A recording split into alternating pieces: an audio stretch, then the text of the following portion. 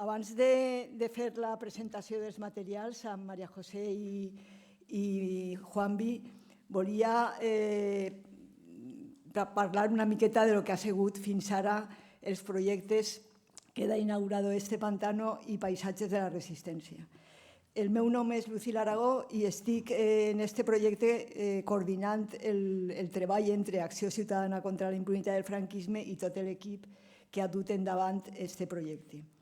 També volia donar les gràcies sempre al Col·legi Major Rector Peset, que ha estat una peça fonamental en el desenvolupament de tot el que hem fet fins ara. L'origen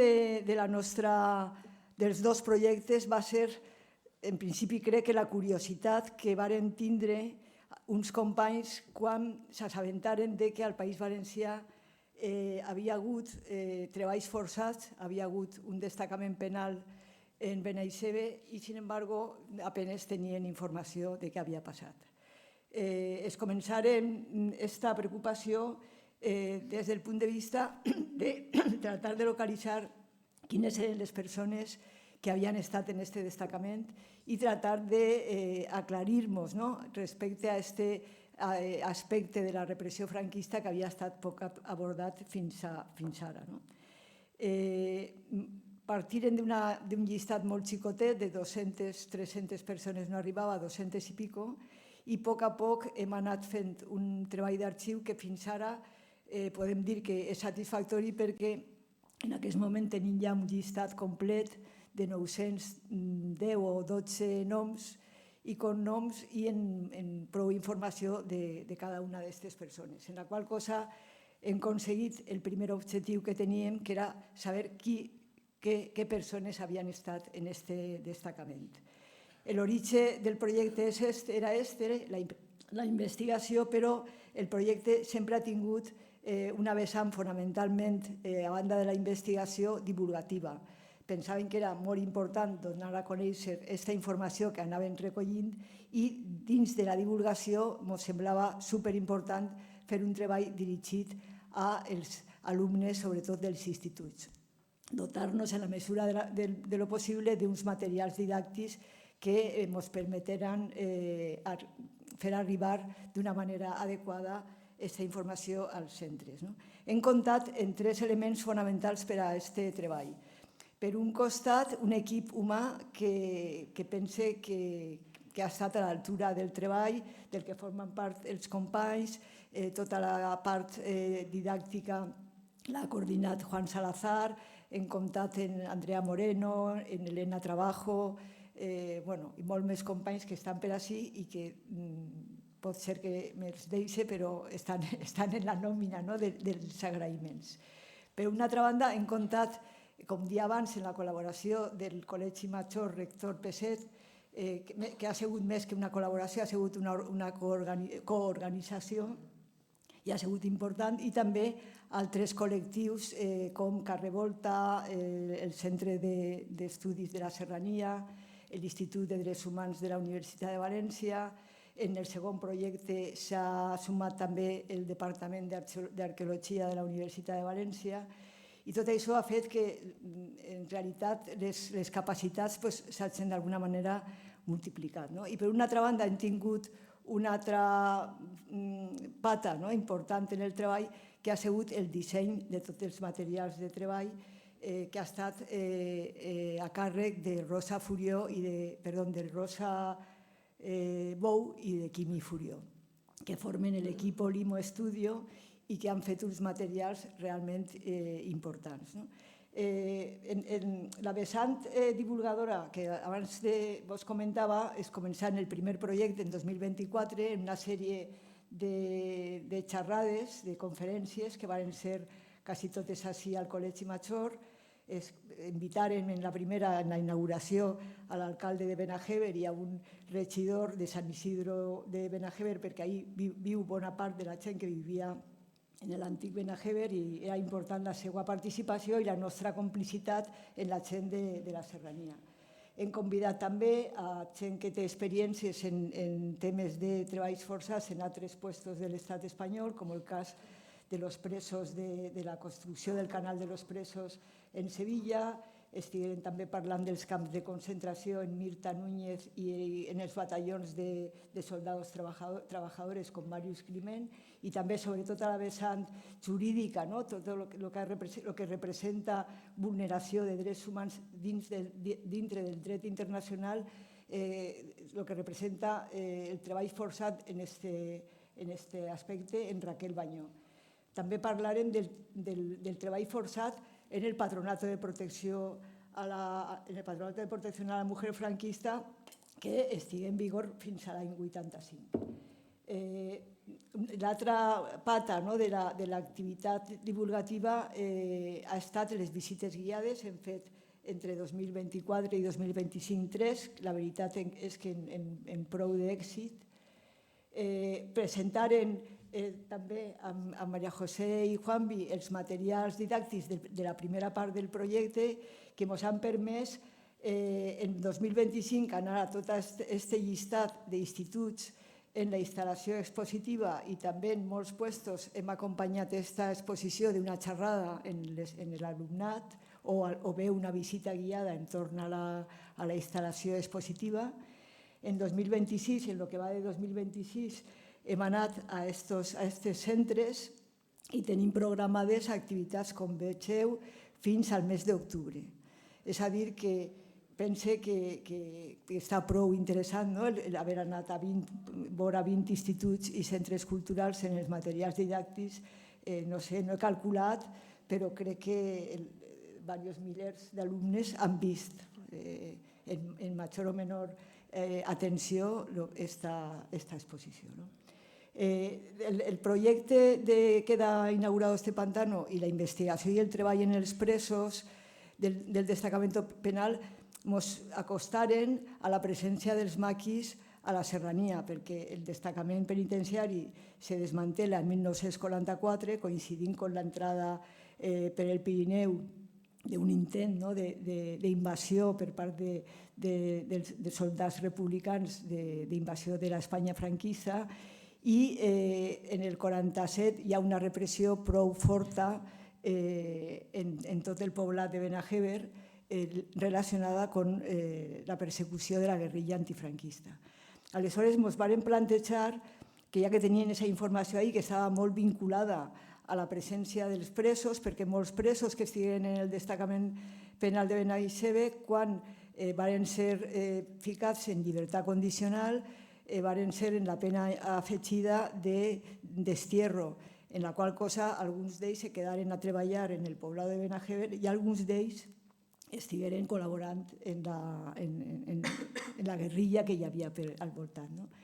L'equip de treball d'aquest projecte pensaren que era molt bonica tota aquesta temàtica i que, donat que en l'equip teníem un grup de persones arqueòlogues, podíem aprofitar per fer una mirada arqueològica a tota aquesta gran part d'informació que és molt desconeguda. Si era desconeguda la història del destacament penal de Benajever, que era totalment desconeguda, la part dels maquis i de l'apoyo a la guerrilla també a nivell de societat en general és molt poc coneguda. És una cosa que potser en alguns àmbits més acadèmics o més especialitats, on els pobles han tingut contacte directe en gent relacionada amb el maqui, pot ser que tinguin informació, però en general està poc conegut. Aleshores, tornaren a plantejar el tema de la divulgació dels materials didàctics, de la investigació, i en aquest cas hem afegit l'intent de l'aproximació material, de la recerca material, del treball de camp i de fer valer l'arqueologia contemporània, les ferramentes que ens dona, que la veritat és que en algunes de les xerrades que hem fet fins ara hem vist que ens pot aportar prou eines molt interessants. De fet, aquestes són les xerrades que hem fet sobre aquest tema. El que vos comentava, han hagut un parell d'aproximacions al terreny per a conèixer una miqueta on estaven les masies, on podrien estar els campaments dels maquis. Hem continuat en treball d'arxiu, en aquest cas hem incorporat una miqueta la recerca a l'Arxiu Militar d'Àvila, on està la informació relacionada en l'AGLA, en l'Agrupació Guerrillera de Levante i Aragó, i també hem fet una primera visita guiada ja en esta nova mirada de paisatges de la resistència. Avui anem a presentar els materials didàctics. S'obri ara la fase de portar aquests materials als centres educatius i als centres culturals i res més, només que donar les gràcies a totes les persones, que algunes he replegat així en aquesta diapositiva, a totes les persones que han fet possible aquest projecte i a les institucions i col·lectius que han col·laborat. I res més, li passo la paraula a María José Soriano. Ella és professora de la Generalitat Valenciana, dona classes, és professora d'Història i dona classes en l'Institut Rabatzol de Castellar. Juanvi Morales és també professor de la Generalitat Valenciana, dona classes d'Història en l'Institut Molí del Sol de Mislata i també en la Facultat de Magisteri. Els dos són, crec que, uns cracs en aquest tema d'ajustar una temàtica com esta a la mente dels alumnes. Ja veureu que treball més bonic ho han fet. I jo els deixo a ells. Moltes gràcies.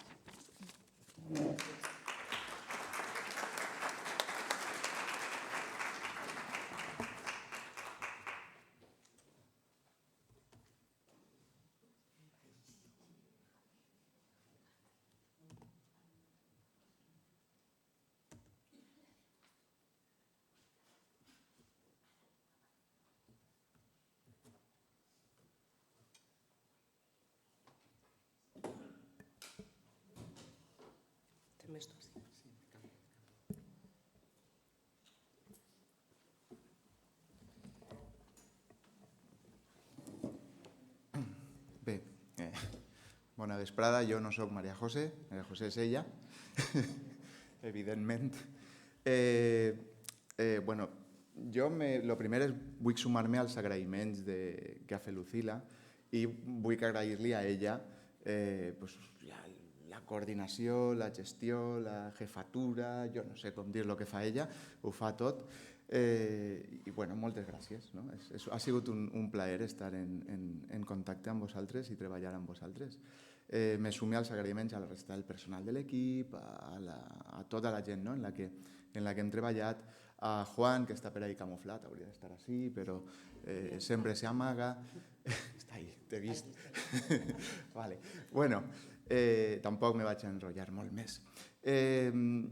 Bé, com ha dit Lucila, aquests materials entronquen amb tot un treball que estem fent o que ja varen començar fa temps. Els primers materials que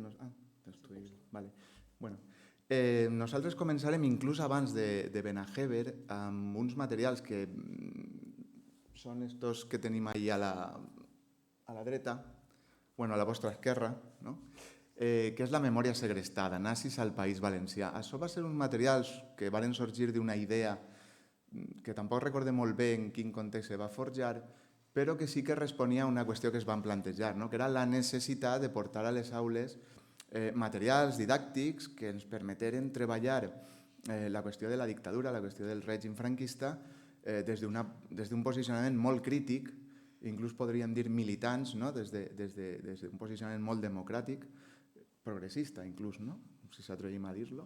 I sobretot ens van plantejar, i com ho podem fer? Trencant un poc les dinàmiques didàctiques o de plantejament tradicional d'aquestes qüestions. I ens van dir, xico, estaria guai portar a les classes allò que els fa mal, és a dir, allò que han intentat amagar. Perquè el que no han intentat amagar és el que sí que portem a les classes, el que tots sabem, les fases del franquisme, la societat, l'economia, unes generalitats que s'expliquen en classe, que estan molt bé, que n'hi ha que explicar-les, evidentment, perquè contextualitzen tot això, però n'hi ha moltes qüestions que d'alguna manera continuen amagades, perquè sabem que en Espanya se va fer aquesta tabula rasa i algunes qüestions tampoc ha interessat acabar de mostrar-les. La primera que ens va sorgir va ser la qüestió de la relació entre el règim franquista i el nazisme alemany, no? I com aquesta vinculació tan estreta, doncs, bueno, hi ha molta documentació que la mostra, no? Hi ha moltes qüestions que no han eixit a la llum, no? Des de que els nazis van ser derrotats en la Segona Guerra Mundial, d'alguna manera el règim va treballar molt per amagar aquestes relacions, per distanciar-se del nazisme, quan va ser una de les qüestions que va marcar el dia a dia en l'Espanya de postguerra, no? I en els primers anys del franquisme. I vam dir, bueno, pues anem per ahí, que això sempre fa un poc de mal i està bé destapar aquestes coses. I d'ahí, pues bueno, passarem als camps de treballs forçats, no? Al pantano de Benajever, que com ha dit Lucila, pues poca cosa sabíem. Inclús avui en dia molta gent, bueno, claro, nosaltres ja ho sabem, però molta gent, inclús gent d'història, no? O gent més o menys, encara te diu, ostres, però en sèrio, era un camp de treballs, era un destacament penal, era un... Sí, ho era, i n'hi havia un mogolló, però no es coneguem, perquè són coses que de nou s'han tapat, s'han soterrat i no coneguem, no? I ara estem entroncant en la qüestió del maquis, que d'alguna manera succeeix una cosa semblant. Una altra qüestió que ha sorgit sempre, no? Que plantegem el per què dur estos materials i aquestes temàtiques a les aules és quina és la situació a les aules, no? Bueno, així tenim aquesta gràfica que és del País. Este és de novembre, no? Coincidint en l'aniversari del 20 de novembre, es va publicar: una quarta parte de los jóvenes ve preferible en determinadas circunstancias un régimen autoritario. Això va causar un relatiu impacte, una percepció que jo crec que tenim tots els docents, o molts dels docents, i entre els docents és una espècie de mantra, un lloc comú que es repetís, és que notem un biaix cap a l'extrema dreta en el nostre alumnat. Si no, te dic jo que no. Però mira, jo vaig a modificar lleugerament el meu discurs. És a dir, aquest biaix existeix. Vull dir, n'hi ha gent que sí. Però això va per barris, va per llocs, va per centres, va per grups socials i sobretot va per gènere. És a dir, sobretot són els xics, els alumnes i no les alumnes, que alguna també, però és una qüestió molt masculinitzada. I són tots? No, no són tots. Els estudis, fent un repasset d'estudis, no? Per tindre estadístiques, perquè si no pareix que estem parlant sempre de percepció, el que mostren és que és un percentatge que no se'n va molt del percentatge que mostren les altres capes d'edat de la societat. Aleshores, per què tenim aquesta percepció? Segurament perquè és una minoria que fa molt de soroll. Claro, és una minoria que si t'entra a classe cantant el cara al sol, fa molt de soroll i te quedes en aquesta idea. Però, no ho sé, potser cal trencar una llança també en defensa de, si no de tota l'adolescència, per almenys d'una part de l'adolescència. També n'hi ha altres actituds en l'adolescència. Vull dir, i no estic llevant l'importància al fet d'aquesta minoria silenciosa o d'aquesta percepció que ens continua fent por. Perquè sabem que és una cosa que està ahí, sabem que en general en el món n'hi ha una tornada a determinades actituds i des de les aules, evidentment, hem de lluitar perquè això siga el més minoritari possible i que aquella gent que encara no té molt clar per on va la cosa que comença a donar-se compte de què és aquesta qüestió, de què és la dictadura, de què és el franquisme i de què és el feixisme. Aquesta és un poc la idea. També és de veres que, entroncant en això, aquesta percepció és la minoria silenciosa que se declara o pensa que es declara d'extrema dreta i després una quantitat fluctuant d'alumnat que el que passa és que no sap. No sap què és el feixisme, no sap què és el franquisme, no sap què és l'extrema dreta, no sap tampoc què és l'esquerra, no sap de política, no té un coneixement. N'hi ha un desconeixement, ja no solament de la història, sinó de la política en general. I aleshores, jo crec que és aquest alumnat també el que ha de rebre aquesta informació i aquesta formació. Evidentment el que se'n va cap a l'extrema dreta, però en general tots necessiten una formació per no caure en aquestes trampes. evidentment, no fa falta dir per què el franquisme és necessari treballar-se en l'aula, més enllà d'esta percepció, no? Pues és una fase històrica importantíssima que ens marca, que ens continua marcant i allà anem. Per què l'embassament de Benaheber i per què el maquis? Pues bueno, jo crec que això seria tornar a lo que ha dit Lucila. Començarem amb la qüestió de Benaheber perquè és una qüestió que cal recuperar, és una informació que cal recuperar. N'hi ha un molt de desconeixement sobre què era això dels destacaments penals, dels camps de treball, no? I, clar, a partir d'ahir, que així tenim, no? Aquestes dades que són construït en més de 600 o en alguns casos quasi 800 presos polítics. Després estava la part dels treballadors, que eren no penals que integraven el poblat. És un lloc de memòria que cal rescatar. El pantà de Benaheber permetia unir història, geografia, el lloc, l'espai com ens històric. Té una sèrie de qüestions fantàstiques.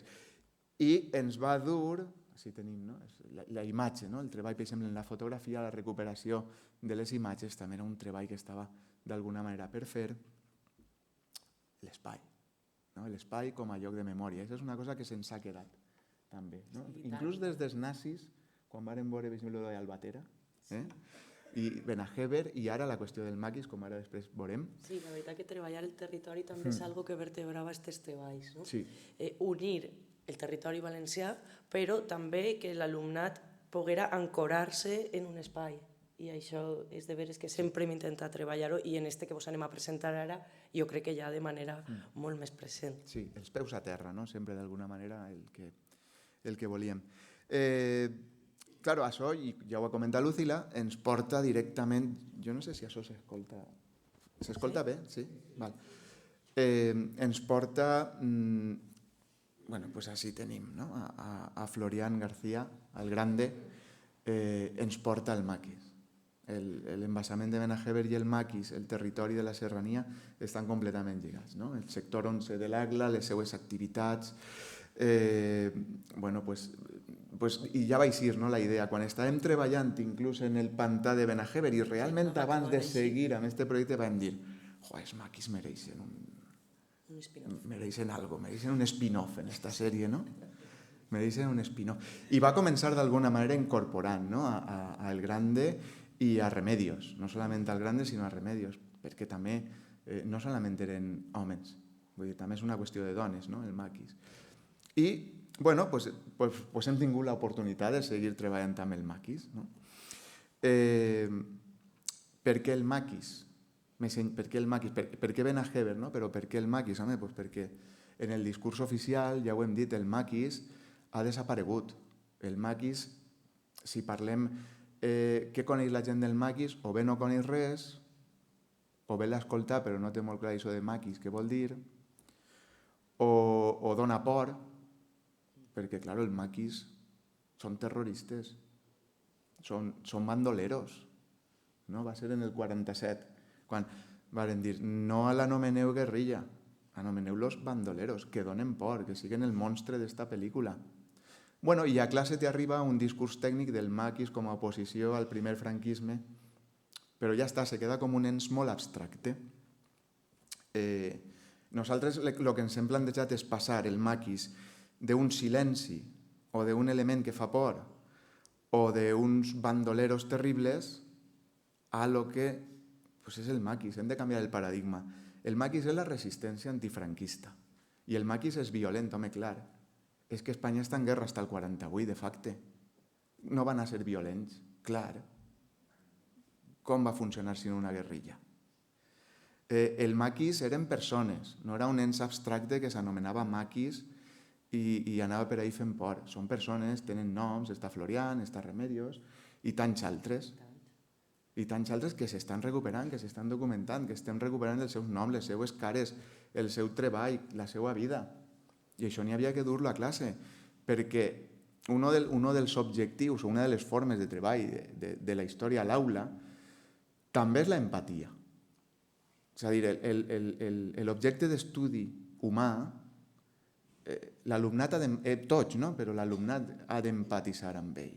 No podem conèixer la història del maquis o de qualsevol persona si no aconseguim empatitzar amb aquesta persona. Entendre que aquesta persona realitza unes accions i pren unes decisions vitals per una sèrie de raons i que té unes justificacions i que té una història de vida darrere, i amb això s'empatissa i se comprèn que el maquis no era un monstre terrible o no eren bandolers, eren persones abocades a la guerrilla en aquest context, no?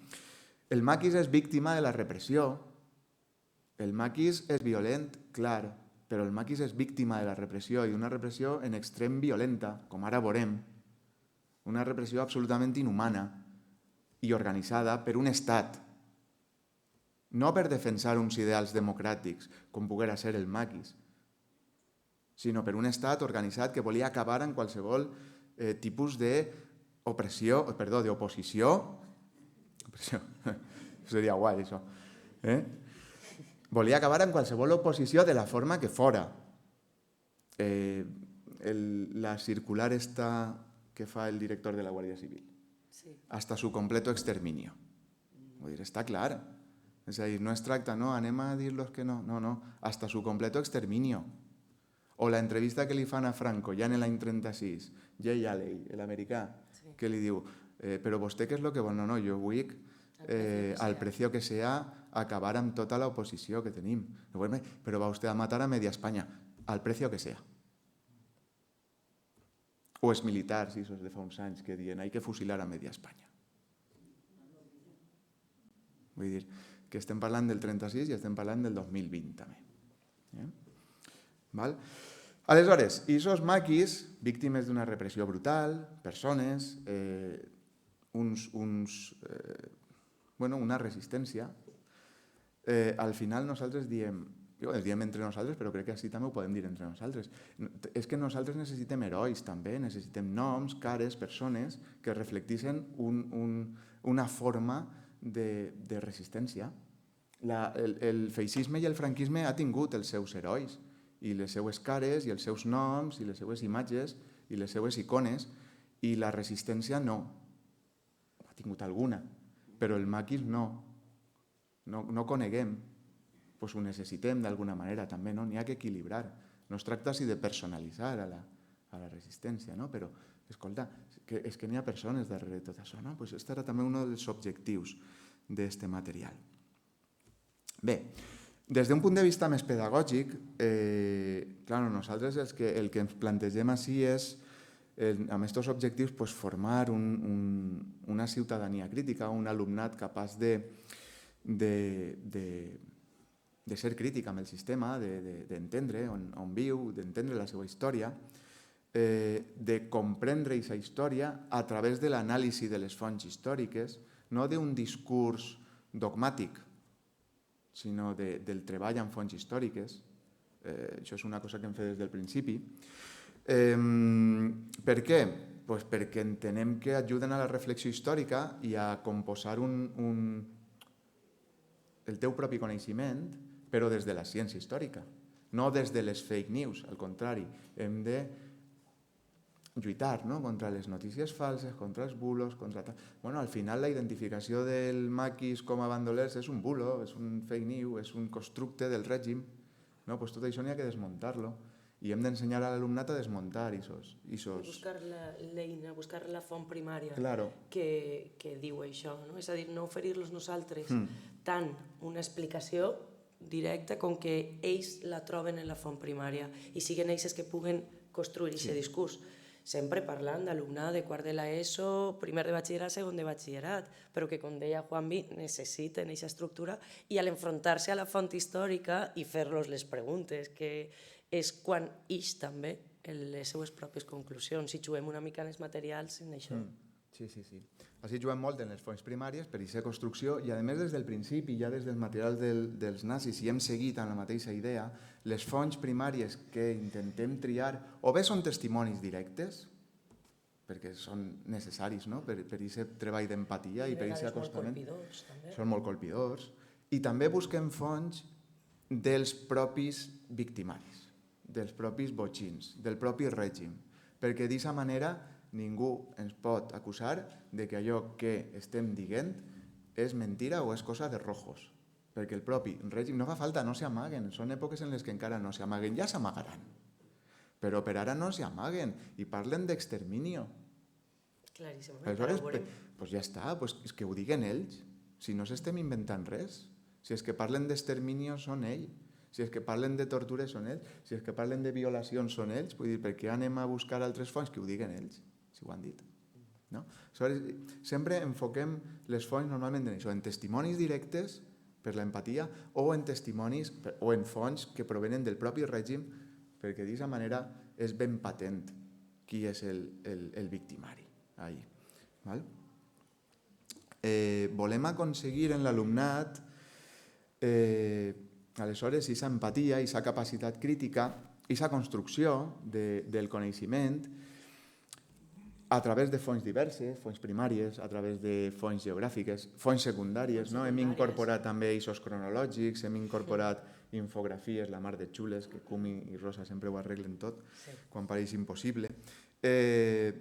La idea és, a partir d'estos materials, arribar a aquests objectius. Són materials que per al professorat que pugui estar així, clar, nosaltres com a professors ens plantegem quins són els materials que ens agradaria rebre, perquè és de veres que quan als departaments d'història t'arriben materials didàctics, moltes vegades dius, i jo què faig en això, que són uns totxos i unes coses molt difícils de gestionar i que no saps per on van. Amb una temporalització dubtosa de vegades. Temporalització dubtosa completament, no saps quan quadrar-los, no saps com ficar-los en la teua programació i al final no els utilitzes. Bueno, nosaltres som un poc més humils, en això, són més xicotets, són materials curts i són materials, a més, que considerem que són molt flexibles. No fa falta que els utilitzes tots, pots fer alguna activitat, pots utilitzar alguna de les fonts, pots fer el que te doni la gana, pots utilitzar solament la font sense les activitats, és a dir, no pretenem, no estan pensats per a un ús únic i unidireccional, sinó que tenen una flexibilitat que jo crec que permet un ús en l'aula, prou adaptable per al professorat, prou còmode. I això és un poc la idea, diguem-ne així, transversal, dels perquès i dels coms del material. Ara el que hauríem de veure és el material mateix, no? Que això jo crec que te'l passi a tu. Sí, bona vesprada, encara que ja he intervingut un parell de vegades. Bona vesprada. L'esquema del material. Doncs mireu, quan començàvem a pensar com portar els maquis a l'aula, pensàvem, uns xiquets de 2026 que sí, tenen en el cap de vegades que el franquisme ha sigut repressor, però com contar-los la lluita de centenars de persones a una hora de sa casa enmig d'una serra en un ambient molt rural i més rural aleshores. Com repensar aquest episodi de la nostra història que a més està mediat pel franquisme i que aquesta mediació arriba als nostres dies. I en definitiva, com rescatar aquesta memòria de resistència antifranquista, antifeixista, que en altres països és molt normal. I en canvi així és parlar d'un silenci quan no, com hem dit, parlar d'un menyspreu directament. Aleshores, clar, és un tema a més que per els que sou professors és evident, en quart de l'ESO, si es pot donar, perquè allò és inabarcable, si es pot donar, es dona com i també hi havia maquis. I en segon de batxillerat, que anem... I també hi havia maquis. I també hi havia maquis i li dediques 3 minuts més, perquè és que no podem arribar, tenim la pau ahir, que vos vaig a contar del que suposa el segon de batxillerat. I aleshores era parlar d'això d'una manera de més comprimida, però que ens obligava a centrar-los en un espai i un temps. Perquè, clar, parlar de maquis a la serrania no se pot parlar solament de la serrania. No se pot parlar ni tan sols solament del territori de l'Agla. S'ha de parlar, per exemple, en un principi per a col·locar l'espai de la península. Però quan te'n vas al temps, en el que ara ho veurem, en el que estan els maquis, és que te n'has d'anar a la lògica de la geopolítica internacional per a entendre per què. I fins i tot això determina el final de la lluita guerrillera. Aleshores, espai i temps era fonamental. Ahir s'han separat una mica de lo que és la clau valenciana en la introducció, però perquè era necessari centrar-los per a després que pogueren aterrar en el lloc. No? El segon punt, ja aterrem a la serrania, ho hem plantejat com un triangle, en realitat, com un triangle que té 3 vèrtexs, un, òbviament, la lluita guerrillera, però l'altre han de ser els enllaços i els punts de suport, que és fonamental i que no s'entén, perquè aportaven tot el que necessitava el maqui per a la supervivència. No s'entén, els maquis sense tractar amb la mateixa importància el que són els enllaços o els punts de suport. A veure, això, val. I el tercer vèrtex, per suposat, la Guàrdia Civil i els victimaris, i entendre per què el franquisme opta per aquesta repressió tan invasiva i de vegades despiadada. I per una banda per eliminar la dissidència, però per altra perquè tampoc se podia permetre eixa senyal de debilitat, no? De tenir encara resistència a les muntanyes que continuara viva. El tercer, com ja ve siguent habitual en els nostres treballs, és un cas d'estudi. És a dir, nosaltres ja hem situat, hem vist l'espai i el temps, i hem tingut uns coneixements més o més teòrics, ara anem una mica més a la pràctica. I en aquesta pràctica anem a veure uns fets concrets que ja sap interpretar l'alumne, perquè si els poses de primera no sabrien interpretar. Una vegada ja han donat el triangle de la complexitat de l'assumpte, ja poden. I després, com a últim punt, que també ve siguent ja una tradició en els nostres materials, el passat és el present, que amb reflexions completament obertes pretenem que l'alumne reflexione que la història esdevé present en tant que és memòria i en quin punt l'alumnat a la seva societat vol donar-li aquesta presència a la memòria. Aquest és l'esquema. Ara vos aniré contant què és el que hem fet en cada punt. El primer en el que ens trobem, el primer material, és un mapa de la península Ibèrica. Les zones en morat són les zones de major activitat guerrillera. Què tenen en comú aquestes zones? Que l'alumnat haurà de reflexionar aleshores que són zones muntanyoses amb molta vegetació per a poder amagar-se i amb una població molt reduïda, lluny de vies de comunicació, lluny de carreteres, etc., de carreteres principals. A més, també són zones que a l'inici de la Guerra Civil es mantenen en un suport a la Segona República. I bé, clar, ahí és on també introduïm una mica el concepte de guerra asimètrica, vull dir, una resistència que en principi serà minoritària, amagada, clandestina, front a un exèrcit i una guàrdia civil organitzats, clar, és la raó per la qual s'han de refugiar en aquests llocs amb més escassa població. Sols una cosa, perquè clar, a lo millor algun professor en la sala o una professora pot dir, home, ja, però jo fico el mapa i en la pregunta me dius quines raons polítiques poden explicar el tal... Que n'hi ha solucionari. Sí, això sí, clar. Tenim... Que no cunda el pànico. Clar, a més tenim el material del professorat. Claro, és que no ho hem dit, però a banda de... Perquè estem mostrant la part xula, que és la part més ben dissenyada, no? Que és el que rebrà l'alumnat, però evidentment d'ací n'hi ha una part per al professorat on, diguem-ne que no és un solucionari, perquè això no és un 2 més 2, són 4, però sí que és de veres que dona unes nocions de què és el que nosaltres teníem en el cap quan plantejàvem aquestes qüestions, no? A on volem arribar i quin és el camí pel qual podem arribar ahí. Pues bueno, per exemple, està el tema dels resultats en les eleccions del Front Popular, no? Com a element per a la referència i la relació política amb les zones principals de maquis, és a dir, vull dir que s'inclou així també la xuleta. Després és molt interessant, lo del material per al professorat és interessant perquè tampoc tots tenim per què rebre un material, clar, en la nostra professió, a més, veig gent de moltíssimes especialitats i segur que hi ha gent especialista en les guerres púniques. Jo, la veritat és que poco. I si repos materials interessants, a lo millor me vaig a veure una mica encorsetada, dir, ja, però això, el material del professorat que hem elaborat és una mica per a qui realment no tinga molta destressa en això, que puga saber quins són els punts claus a defensar en la classe. Pensem en el professorat també, per suposat. Sí, perquè si no és fàcil, el professorat no el gastarà. Vull dir, perquè a tots ens sí, passa, sí. no tenim molt de temps per anar descobrint com funciona l'assumpte, si no ens ho donem més o menys fet, és així. I bé, quant a la línia del temps que hem elaborat, i que Cum i Rosa han fet màgia, ho hem de dir, les dissenyadores, els obliguem una mica a treballar en una mateixa línia temporal amb 3 variables. Una, la del mig que veieu, els propis maquis, i si hi ha més activitat o menys, depenent del context. En la part superior veieu el context internacional, que comença amb aquesta aliança en la guerra del 36 amb Mussolini i amb Hitler, després es desenvolupa la Segona Guerra Mundial, l'espai que ara comentarem, que es queda una mica ahí entre dos, fins que comença la Guerra Freda.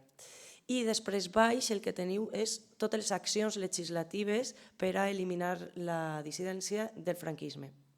Destacar, per exemple, com veieu, que al principi hi ha poc, que comença ja en la Guerra del 36, en les zones on guanyen els sublevats molt ràpid i aleshores es produeixen les fugides. Ja des del principi hi ha maquis a la muntanya per aquesta raó, perquè fugen i des d'allí comencen a organitzar aquesta resistència. Després, en el primer franquisme, la repressió és duríssima i encara hi haurà poc, però a partir de l'any 44, esmentava Lucila abans, amb la invasió de la Vall d'Aran, organitzada pel Partit Comunista a l'exili, més de 3.000 persones intentaran acabar amb el règim, aprofitant la conjuntura, per això es veu en la línia de dalt, la conjuntura de que el feixisme va ja perdent la guerra i va perdent força. Aleshores, ahir és el moment també de màxima activitat guerrillera perquè veuen, bueno, hi ha esperança, per què no derrocar a l'últim feixista d'Europa? I es produeix així fins que en el 48 en Carrillo, Dolores Ibarruri i Francisco Antón tenen una reunió amb Stalin on es decideix acabar amb la guerrilla. Això, juntament amb que comença la Guerra Freda, ja a poc, fins a l'any 52, aniran eixint les guerrilles i quedaran pocs. Ja alguns quedaran fins als anys 60. Per altra banda, quant a la legislació, comença amb la prohibició de partits, ja en la Guerra Civil, després també esmentem, no vaig esmentar-los tots ara, a més teniu tots els materials, que és fantàstic i podreu després veure-los amb calma. La llei de responsabilitats polítiques, que ja sabeu que és una de les màximes responsables d'afusellaments, d'empresonaments sumaríssims. I en l'any 47, com dèiem, la circular de la Direcció General de Seguretat, que és la que prohibeix expressament utilitzar el terme guerriller i referir-se al terme bandoler. Això és superinteressant de treballar amb l'alumnat de com el llenguatge pot canviar també les idees amb un discurs i amb una propaganda ben centrada. Clar, si deixes de parlar de guerrillers, ho desproveeixes de política, completament. I ho passes a bandoler, pràcticament estàs dient mala gent, desconfiança, por, no? Passa a ser un terme pejoratiu i sobretot ja li has llevat tota la pàtina política que tenia. I bé, és reflexionar sobre tots estos fets i com, ahir s'entén perfectament que el maqui no se pot entendre des d'un punt solament o des d'un campament, sinó que a través dels canvis que hi veiem de la geopolítica també va determinant una mica tot l'abans de la guerrilla antifranquista. Quant a la Serrania en guerra, el vèrtex que parlàvem, al principi parlem, òbviament, dels guerrillers. El sector 11 de l'Agla, que està a càrrec del Grande de Florian, que ja havíem treballat també en els materials anteriors. I, bueno, és que tant els voltants de l'embassament de Benajever com Tuejar, Calles, en fi, els pobles del voltant van ser territoris d'una intensa activitat. La foto que hem triat és la foto del Pic de Valdesierra, on estiguérem fa un parell de setmanes amb l'equip d'arqueòlegs intentant veure si fèiem un mapa acurat dels campaments i ahir es veu molt bé que està el pantà, tenen visió perfecta del pantà. M'agradaria que se quedareu en aquesta foto perquè després, en el cas d'estudi, la recordarem. És el campament del Pic de Valdesierra. I bé, com vos deia, és una zona amb una activitat molt intensa i on solament en el voltant hi ha més de 5 campaments que van unint-se i desunint-se, alguns duren setmanes, en fi, ells estan en constant moviment. Per a la tria de textos que hem fet, en primer lloc, matisar també que l'objectiu inicial, l'objectiu primari de la guerrilla no és l'enfrontament directe a les forces franquistes, perquè en número, en organització, probablement estiguen en desavantatge, sinó un dels objectius principals era conscienciar a la població de que ells seguien allí i mantenir l'esperança de que derrocar el règim era possible. Així, per exemple, tenim la foto d'un campament guerriller, clar, no te l'esperes, ells estan en la impremta i estan fent... Allí és on es feia la revista El Guerrillero, que després es repartia, i ells van fent incursions, també van fent sabotatges a línies de ferrocarril o a carreteres. És una manera de dir, estem i anem a derrocar al règim. Per tant, els dos textos, vos aniré destacant, si voleu, perquè si no ho faré molt llarg, però, per exemple, el testimoni de Remedios Montero, el nom com a guerrillera era Celia, y diu, claro, recuerdo un invierno que había nieve y no se podía ir a por comida a los puntos de apoyo, porque con la nieve se dejaba rastro y era muy peligroso. És a dir, que no es desfà la neu. Ells estan parats sense poder anar per menjar, és una vida molt dura. Després recordo, en fi, de noche nos lavábamos la poca ropa que guardábamos, ells caminaven de nit, descansaven de dia. Clar, la màxima és no ser vistos. I després, un altre aspecte de la lluita guerrillera era com s'organitzaven ells per a rebre formació. La vida diària se hacía a base de lectura de textos comunistas, exposiciones de temas, había profesores, cultura general, geografia especial d'Espanya, tàctica guerrillera, per suposat, s'havien d'enfrontar també, si calia, a les forces de seguretat, en fi, com ells també cultiven l'altre vessant. I bé, si, malgrat que assassinar persones no era el seu objectiu, òbviament, en un ambient tan bèl·lic i tan tens com estem presentant, es van produir, clar, i es van produir enfrontaments i assalts a pobles. Quan això succeïa, en realitat era la població del voltant qui més ho patia. Cada vegada que hi ha un conflicte, s'intensifica moltíssim l'activitat de la Guàrdia Civil, no solament per a buscar els guerrillers, sinó sobretot a la recerca dels enllaços, dels punts de suport, i tota la població pràcticament es converteix en sospitosa d'auxili a la rebel·lió. És per això que hem adjuntat una fitxa policial.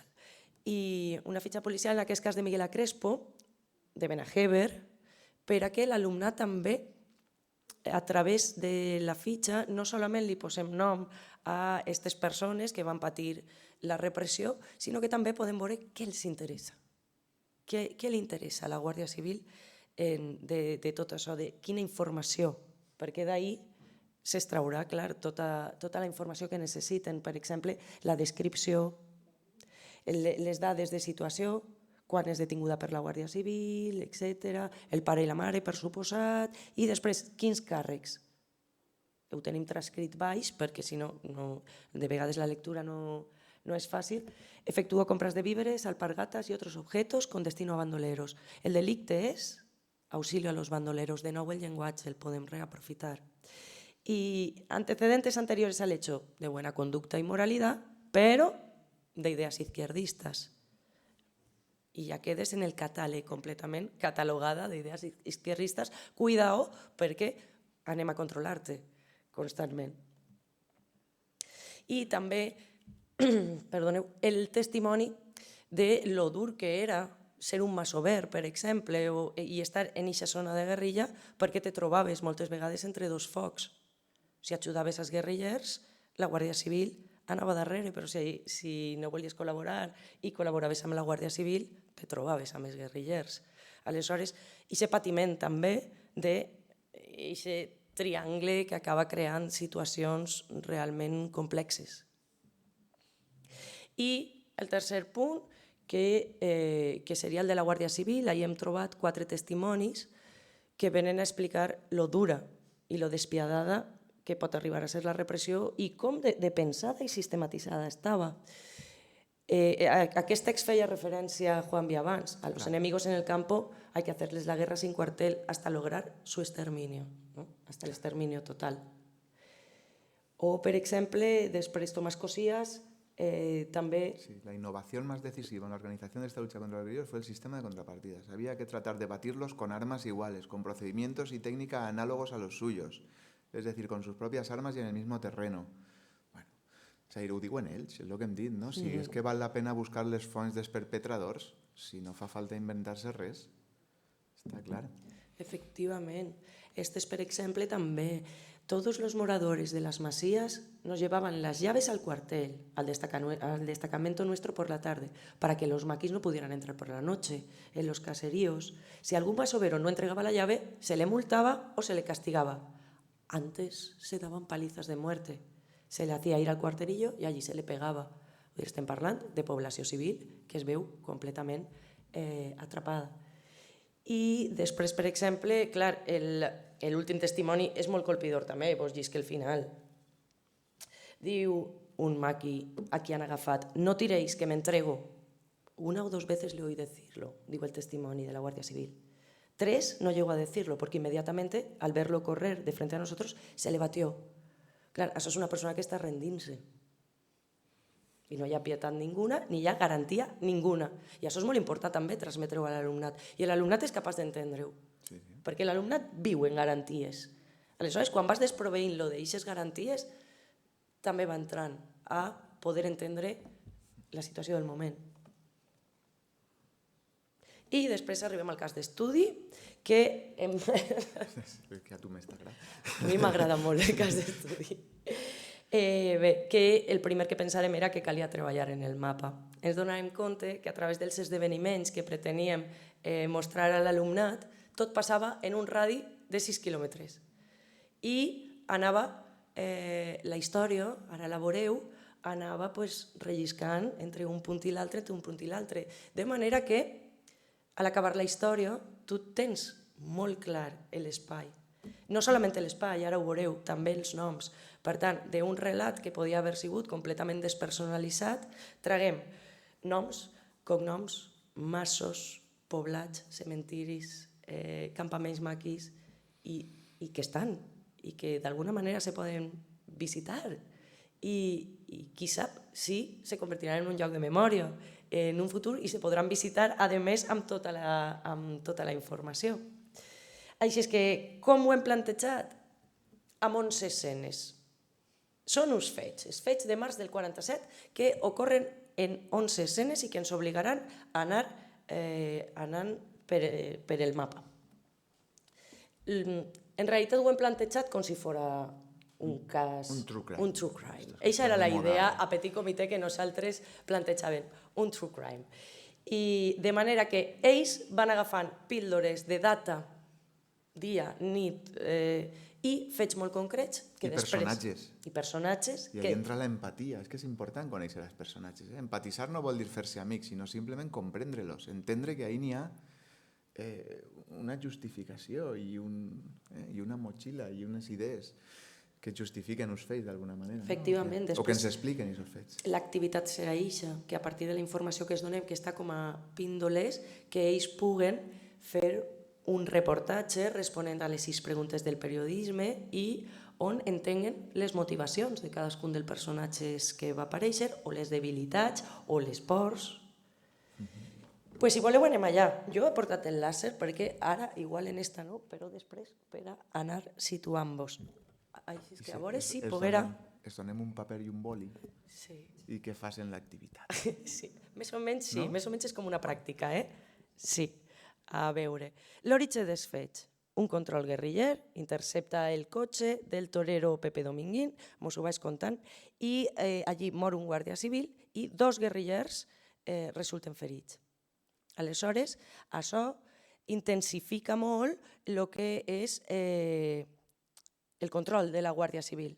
Els maquis, per tant, que estaven en el campament molt prop de Casas de Melchor, se'n van cap al cim de Valdesierra, molt prop del cim de Valdesierra, i allí estableixen el campament, un poc més amagats. La foto que hem vist abans, que us he dit, que deu ser amb ella. I, per tant, se produeix un canvi de campament dies després del 18 de març. Però... Apareix el personatge del gran d'ella. Sí, que ens lliga, és l'spin-off. Sí? Aixina? Ah, val. Deia que ahir és on apareix ja, per exemple, el personatge del Grande, que ens unís amb els altres materials, amb l'altra història, no? Per això diem que esta és com una mena d'spin-off del pantà de Benajever. Sí, i a més amplien personatges. Exacte. Bé, de l'altercat que havia hagut, hi ha un dels maquis, el cubano, que no millora. La seva ferida no millora i, per tant, l'han de traslladar a algun punt de suport, a algun mas on visquen enllaços per a poder curar-lo. I ahí és on entra el Chepa, el guàrdia forestal, que veu per la nit com en una mula descendixen 2 persones per la muntanya i van cap a Casa Paquita. Casa Paquita està en l'aldea de Nieva, que està així. Val? I això és el que veu, de moment. Per altra banda, el mateix dia, pràcticament a les mateixes hores, Juan Luján, que és un dels enllaços principals de l'embassament, és un treballador de l'embassament, envia un missatge d'avís als guerrillers i li ho dona a Olegario Caro, per a que li ho porte, Olegario Caro és un altre treballador de l'embassament, per a que li ho porte a Salvador Garrido, que viu així, en la casa de l'Olivera i que es dedica a pasturar vaques. Aleshores, Olegario se'n va, fa aquest trajecte, però en mitjà es troba algú que li semblen guerrillers per conforme van vestits, però no, és la Guàrdia Civil. I per tant, al donar-los, intercepten la nota i la presen i el tornen a la caserna de la Guàrdia Civil de l'embassament. El cubano, que era el ferit, i el practicant, que és l'altre maqui que ha anat per a ajudar-li a curar les ferides, s'amaguen en casa de Paquita. Efectivament, aquella mula arriba al lloc i s'amaguen en un pallar just al costat de Casa Paquita, en l'aldea de Nieva. Ho torna a assenyalar ahir. A partir del testimoni del Chepa, clar, arriba la Guàrdia Civil i es produeix un enfrontament i moren els 2 maquis. És curiós perquè en la serrania hi ha una altra versió dels fets, que és que ells es lleven la vida abans de ser morts a mans de la Guàrdia Civil, perquè la Guàrdia Civil no puga atorgar-se aquest mèrit. Tenim les 2 versions. Hem volgut posar la versió del xaval, que és un altre guerriller, i que ho deixa en el testimoni perquè la història també està plena de versions que és molt difícil de saber això. Olegario Caro l'hem deixat en la caserna de la Guàrdia Civil, sent interrogat i torturat, però l'envien al Mas del Regajo, que no el podem visitar perquè està baix l'aigua de l'embassament actualment. Al Mas del Regajo, per a que, si passen els guerrillers, estiga obligat a delatar-los. I eixa nit en l'embassament comencen a produir-se detencions, moltíssimes detencions acompanyades de tortures. No hem posat alguns testimonis de probablement els més colpidors, no els hem posat, però ara vos contaré perquè també és molt directe i molt certer. Sobretot ens interessen a nosaltres 5 persones que eixa nit van a ser deteses: Juan Luján, l'enllaç, el primer que havia escrit la nota; Santiago Martínez, l'home de la Casa Paquita; Clemente Alcoriza, un altre enllaç; José Martínez; Salvador Garrido, el de la casa de l'Olivera que pasturava les vaques. I bé, aquests interrogatoris, a més n'hi ha molts més, però ens interessen molt per com continua la història. D'eixa nit, Carlos Llorens sí que té un testimoni que és valiosíssim, que diu que li pregunten a Santiago Martínez, el de Casa Paquita, li pregunten: ¿pero qué le ha ocurrido a usted? Y él diu que me ha pegado un guardia civil. Claro, aquell li torna, le da un puñetazo en el rostro y le dice: la Guardia Civil no pega nunca, diga usted que se ha caído. Torna a preguntar: ¿qué le ha sucedido? Ell diu que me he caído, claro. I dona testimoni de com la violència era extrema. Si continuem, a les 5 de la matinada, la Guàrdia Civil ja ha descobert més o menys per on està el campament dels maquis i se'ls emporta als nostres 5 detinguts amb les mans nugades. Se'ls emporta al campament, però abans abans passa pel Mas del Regajo a replegar Olegario, que també va cap amunt. El que passa és que la història d'Olegario Caro és molt curiosa, perquè una vegada allí aconsegueix furtar-li l'arma al guàrdia civil, li pega en el cap i se'n va corrent per la serra. I aconsegueix escapar. Pues faig el parèntesi de la història, ell arriba al seu poble, però un temps després allí serà apressat i després a la presó ell acaba suïcidant-se. Però bé, Olegario ha aconseguit escapar. Els altres 5 no tindran la mateixa sort i se dirigiran cap al cim de Valdesierra, que hem vist la foto, en les rodalies es produeix l'enfrontament amb la Guàrdia Civil. I allí és on morirà, en aquest enfrontament, moriran els 5 perquè són utilitzats com a escuts humans, són utilitzats en primera línia i morirà també un guerriller, Daniel Cortés. Així, en este punt, els 5 que venien de l'embassament, de ser interrogats i torturats, més el que acaba de morir en l'enfrontament, més els 2 que havien mort en Casa Paquita, sumen els 8 de Benajever.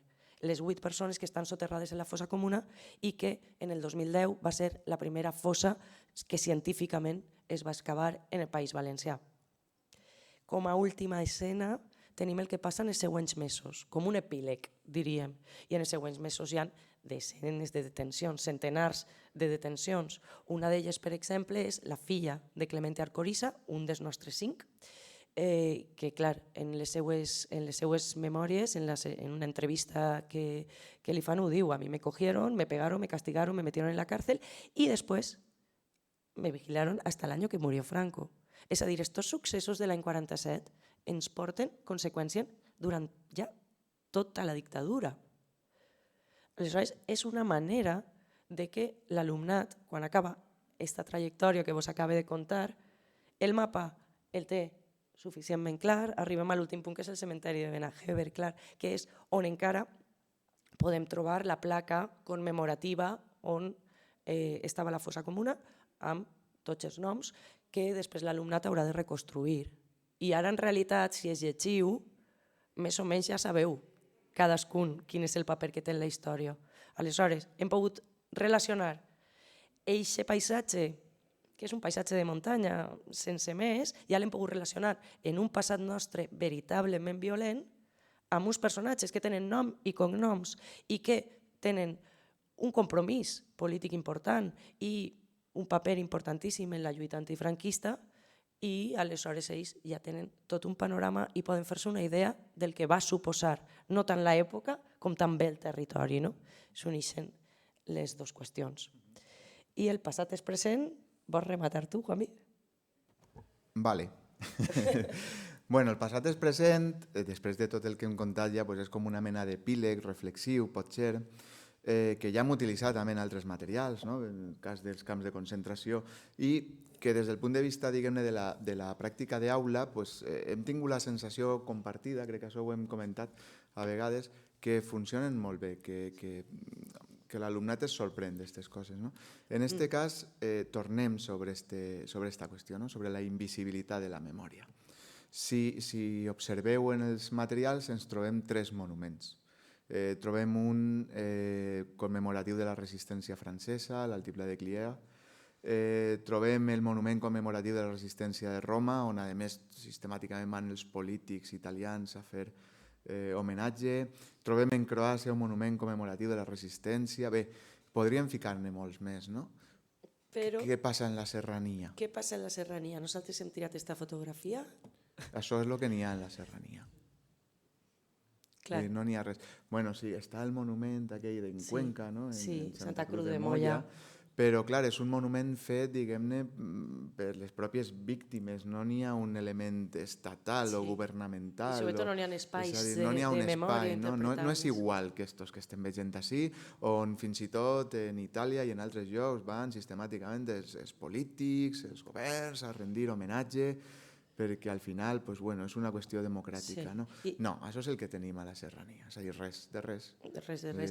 I aquest tipus d'imatges ens agraden molt perquè jo gaste molt, per exemple, una que fèrem quan els nazis al País Valencià, que era la foto d'Albatera, és que funciona a la perfecció.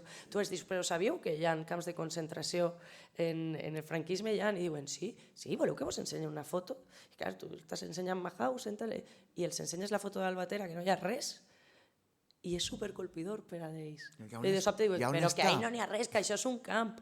I dius, sí, és un camp, però què hem fet nosaltres de la nostra memòria? I una mica era fer l'anàleg, però així. La pregunta és, què fem nosaltres? Per què no tenim una memòria visible? Ja no per a l'alumnat en l'aula, sinó per a la societat en general. I bueno, quins passos? Si no estem còmodes amb això, preguntem-los als alumnes quins passos hem de donar per a que la memòria isca a la llum. És important això per a la nostra convivència democràtica? És important això per als nostres valors democràtics? És introduir una mica l'alumnat en aquest tipus de debat? Una vegada ja ells han après a relacionar problemàtiques, perquè això és que ho fan pròpies de la història, portem això al present, portem els nostres valors democràtics i a veure quin paper volen que jugui la memòria. Exacte. Sí, aquesta és la idea. Sempre ha funcionat molt bé, esperem que esta vegada també. I estos són els materials que avui vos presentem, pensats això, com deia Juanvi, per a ser treballats com un cos complet o per a ser treballats com un recurs de fonts primàries per separat. I que pretén fer entendre aquest fenomen i la resistència. I que també poden ser llegits a casa.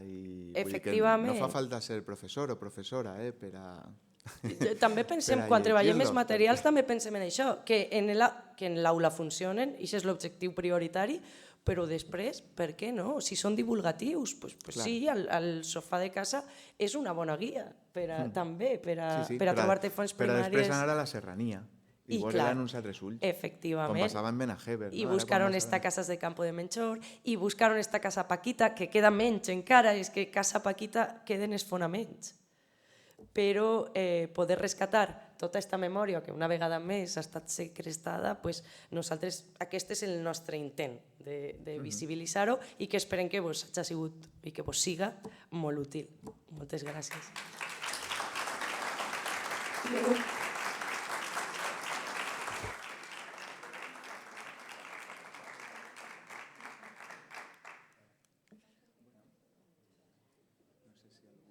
No sé.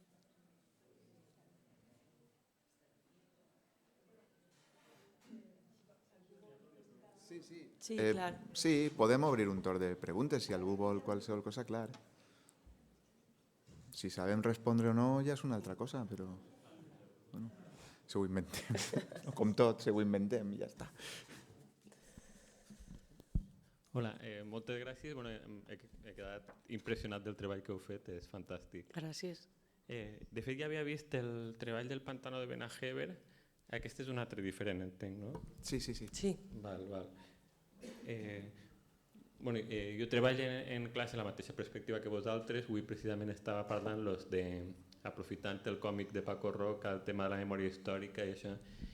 I la veritat és que l'alumnat, a pesar de les idees que a voltes ens poden causar, però també tenen com un sentit de la justícia molt fort i me pregunten com és això possible? O sigui, que al final sí que acaben reaccionant i val la pena fer coses com esta. Bé, la pregunta és molt senzilla, simplement si teniu una versió digital d'estos materials i si volem obtenir-ne més, perquè és que no heu deixat ahir, però si des del meu institut o d'altres volem obtenir més, com ho podem fer?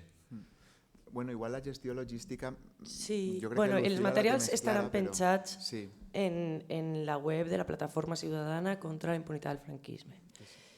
Sí, Lucila és la que porta la logística del material. En un correu que és justicia.reparació@gmail.com, que podeu escriure.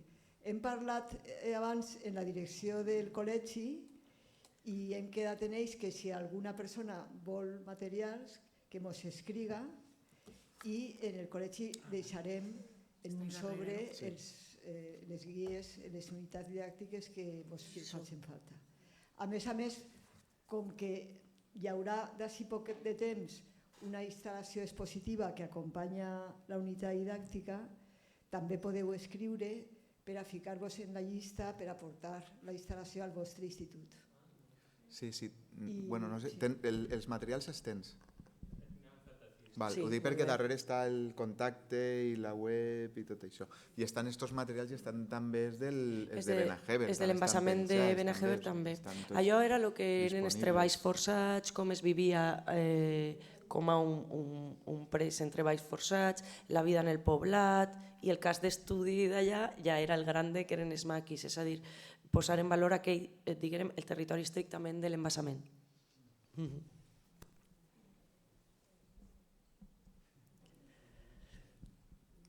Que bé, parlem-ho, deixem Bé, tot clar. sí. Ostres, som profes, tu. S'ha quedat ahí un silenci. Podeu preguntar coses, o no preguntar, sinó opinar. Hola. Una pregunta molt concreta. Davant aquestes experiències didàctiques, com respon l'alumnat? Pues t'he de dir que l'alumnat respon bé. Vull dir, els agrada, sobretot, per exemple, aquest tipus d'exercici d'activitat com l'última els agrada moltíssim, i després els testimonis, moltes vegades pensem que no, que són textos que se queden en un llibre, però sí que resulten suggerents, i sobretot el tipus de pregunta amb la que treballem, que també està molt oberta al debat i a la reflexió, no tanto de busca en el texto lo que te voy a preguntar porque lo tienes, sinó que és una mena de reflexió, i a d'ells reflexionar i debatre normalment els agrada. Sí, i sobretot també la idea de que és en clau valenciana i de que ho tenen molt prop. I en realitat, jo perquè parlo des d'una visió molt de València, que és on treballe, però això se pot estudiar des de tota la geografia valenciana i a lo millor estan més prop que jo, i aleshores jugar amb això de no, esto no pasó en cualquier sitio, això va passar en el País Valencià i això va passar molt prop de ta casa, sí que resulta suggerent. El serveix per a ancorar coneixements, no? Jo crec que sí. Després, en general, els materials, bueno, també els del pantà, estos, també els del nazis, a veure, tenen una perspectiva diferent. Vull dir, ahir no es tracta d'ensenyar història del franquisme, això ja ho tenen en el seu llibre de text, no? La història política, les grans qüestions del franquisme. No, així estem parlant de qüestions molt més, si volem dir-ho així, microhistòriques, que resulten molt més atractives a l'alumnat d'alguna manera. Per què? Perquè empatissen. Jo crec que una de les claus és l'empatia. Ells de sobte se troben en gent que té un nom, que té uns cognoms, que té una història de vida, que te parla de la seva experiència. No és un text polític, no és un text de Montesquieu o de Rousseau o un fragment de la llei de responsabilitats polítiques, que també mola, sinó que és un senyor que te diu que lo estaban pegando pero te has caído, ¿no? Vull dir, o aquell de la orella, ¿no? De que havia perdido la oreja en el pantano. Vull dir, són qüestions molt colpidores, molt personals, molt empàtiques també, molt microhistòriques, que és una forma d'ensenyar història, pues, a lo millor diferent a la història del franquisme, no? Vull dir, l'any 30, no, bla, bla, bla, bla, no? I des d'ahí, que també és necessària, perquè si no tenim el context històric, cuidao. És a dir, sense entendre el que és el franquisme, les seues fases, sense aquestes classes, diguem-ne, més tradicionals, això tampoc funciona. s'entén el material no s'entén, sense els coneixements evidentment. previs. És a dir, no estem, així en cap cas estem parlant d'una substitució, no. Jo crec que tenim ben clar que és necessària el coneixement històric profund i la reflexió històrica, i que de quan en quan les classes d'història són una nyenya perquè n'hi ha que estudiar-se moltes coses i explicar moltes coses, això és aixina, vull dir, no té volta de fulla. I que les classes magistrals i la instrucció directa és necessària perquè n'hi ha que explicar coses, això és innegable. Això és innegable en una classe d'història. Ara bé, que se poden plantejar qüestions accessòries, complementàries, que t'acaben d'exemplificar i demostrar aquestes qüestions d'una altra manera, sí, d'una forma molt més microhistòrica, molt més empàtica, molt més tangible, si volem, i sobre el que tu dius, l'alumnat respon molt bé. Es fa tot molt més tangible. Carlos.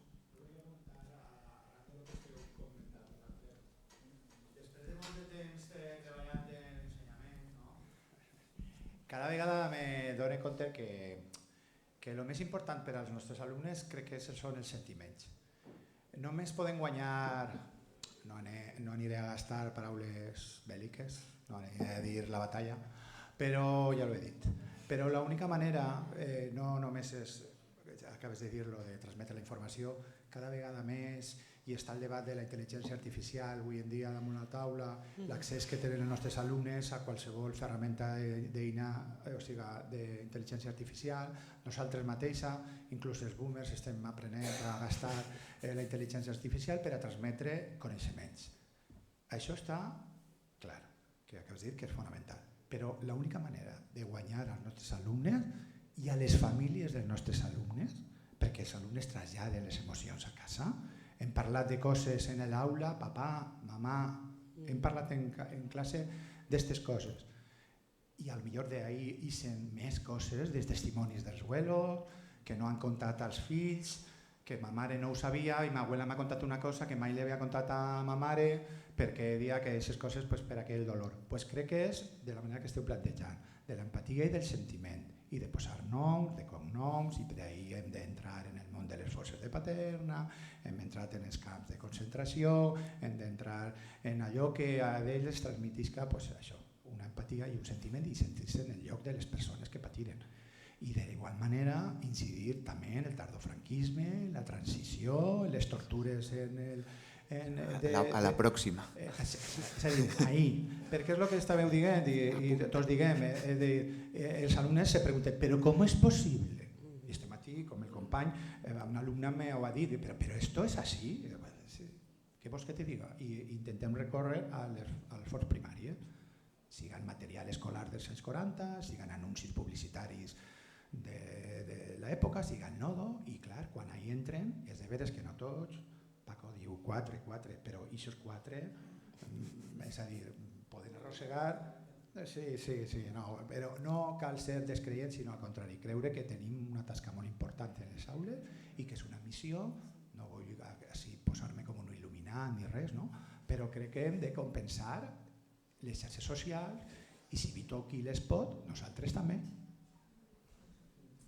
Pues sí. Una opinió, no? Sí, completament d'acord, Carlos, completament d'acord i sobretot en el cas dic que és un fet molt important. Quan portem noms a l'aula, això dona per anar a casa i dir, bueno, no és que he conegut a una persona avui, però avui m'han parlat de tal, i després se produeixen en casa converses que no s'havien tingut mai i ells tornen. Pues he estat parlant amb ma abuela i m'ha contat, i això és superbonic, perquè ahir és quan ells comencen a descobrir el veritable cuc de la història, que és com d'anada i tornada i és bonic. I sí, és important lo de l'empatia i és important que comencen a entendre que la història no són robots manejant-se per raons que no s'acaben d'entendre, sinó que respon tot a lògiques que al final som sentiments tots, en diferents vessants, però sí, sentiments.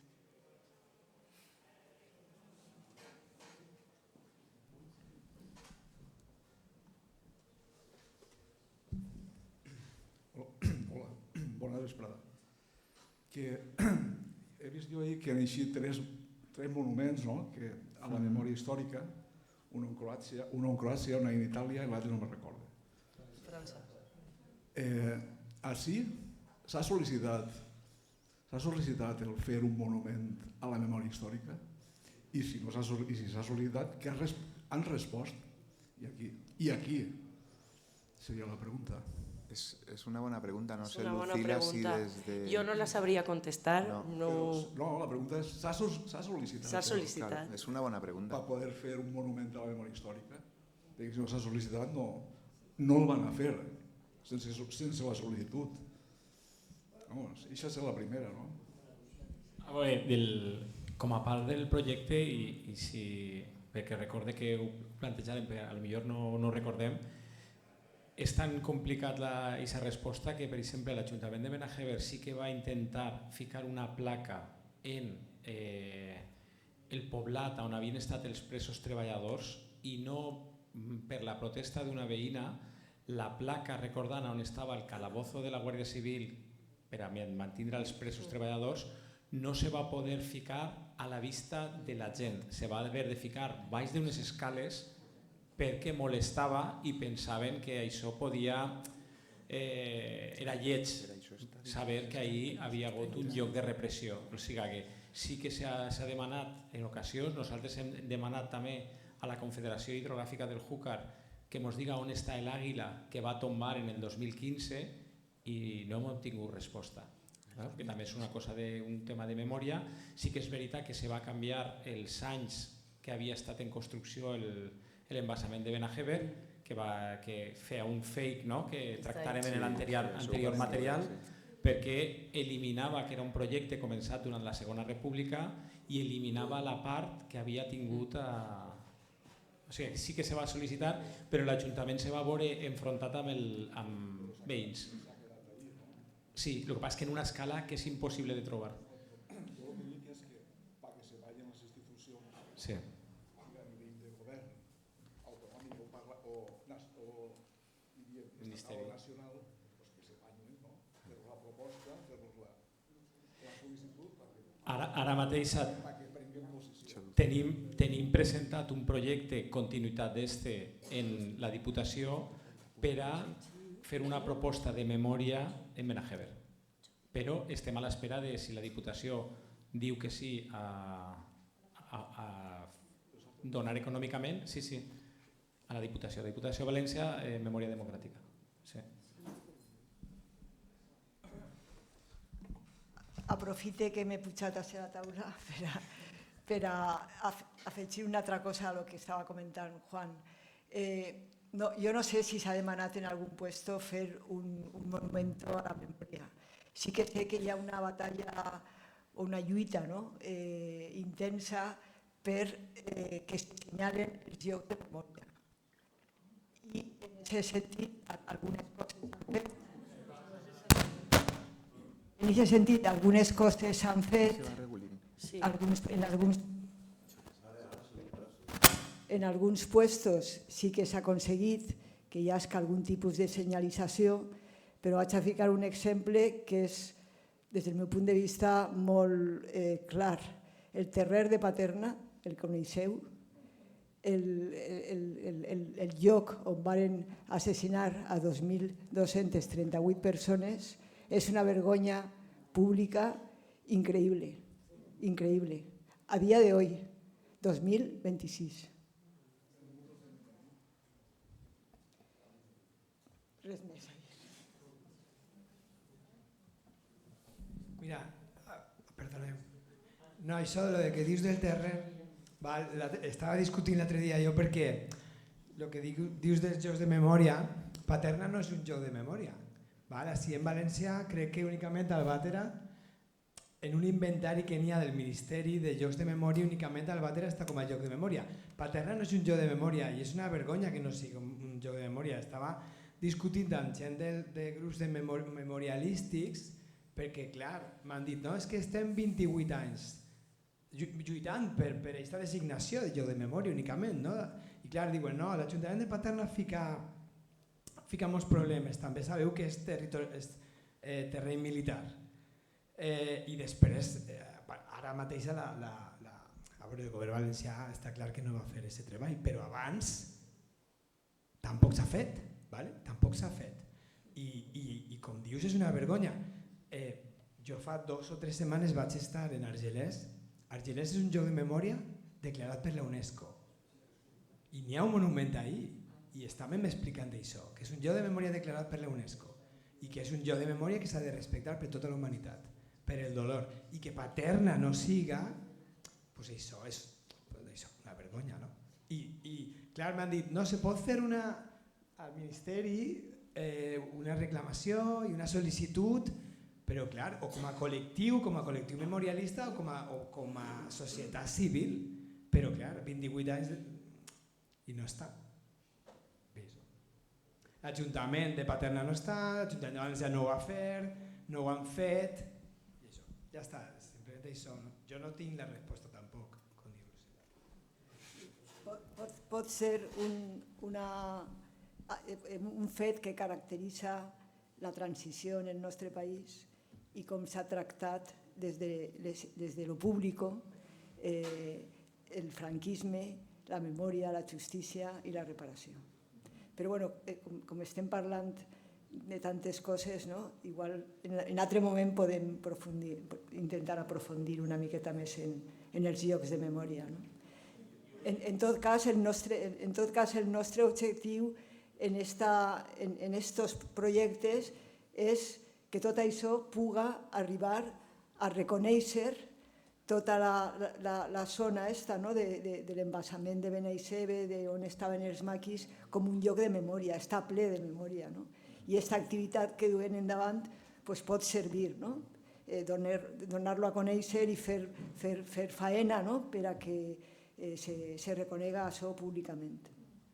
Però bueno, jo tornaria als materials perquè ja que estan així, Juanvi... Això també és interessant. Sí, però bueno, per si voleu afegir alguna cosa més abans d'acabar aquí. Únicament per donar un poquet d'esperança, que ara en Pasqua vaig estar al costat del meu poble, que soc del sud del País Valencià, en Monove, no sé si ho coneixeu, al costat d'Elda, Petrer i tot això, i han fet una sèrie de plaques i exposició del lloc on va eixir l'últim govern de la República, que estaven allí, i de l'aeròdrom, i és un espai expositiu i de reivindicació d'aquest passat que hi ha sigut per voluntat de l'Ajuntament, és a dir, a nivell municipal se poden fer coses i pense que ho han fet molt bé.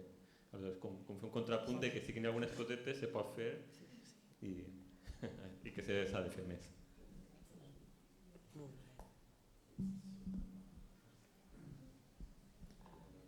Bueno, doncs acabem amb aquest missatge positiu.